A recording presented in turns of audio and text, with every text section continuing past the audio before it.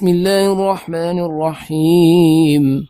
قل أوحي إلي أنه استمع نفر من الجن فقالوا إنا سمعنا قرآنا عجبا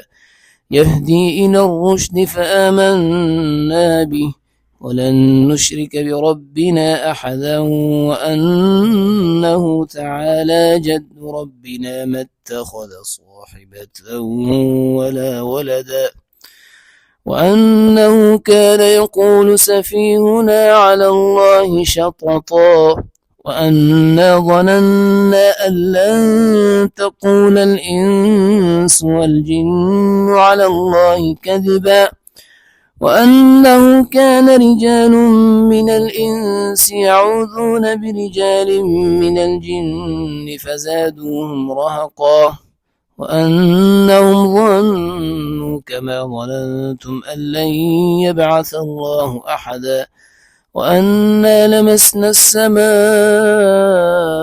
فوجدناها ملئت حرسا شديدا وشهبا وأنا كنا نقعد منها مقاعد للسمع فمن يستمع الآن يجد له شهابا رصدا وأنا لا ندري أشر أريد بمن في الأرض أم أراد بهم ربهم رشدا وأنا منا الصالحون ومنا دون ذلك كنا طرائق قددا وأنا ظننا أن لن نعجز الله في الأرض ولن نعجزه هربا وأنا لما سمعنا الهدى آمنا به فمن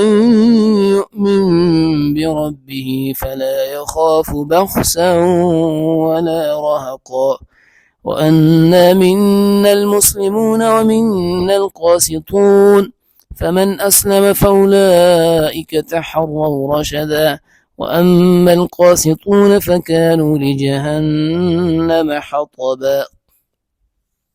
وأن لو استقاموا على الطريقة لأسقيناهم ماء غدقا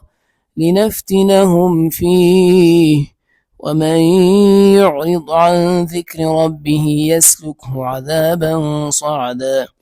وأن المساجد لله فلا تدعوا مع الله أحدا وأنه لما قام عبد الله يدعوه كادوا يكونون عليه لبدا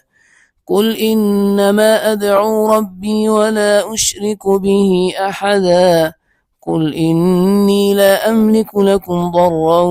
ولا رشدا قل إني لن يجيرني من الله أحد ولن أجد من دونه ملتحدا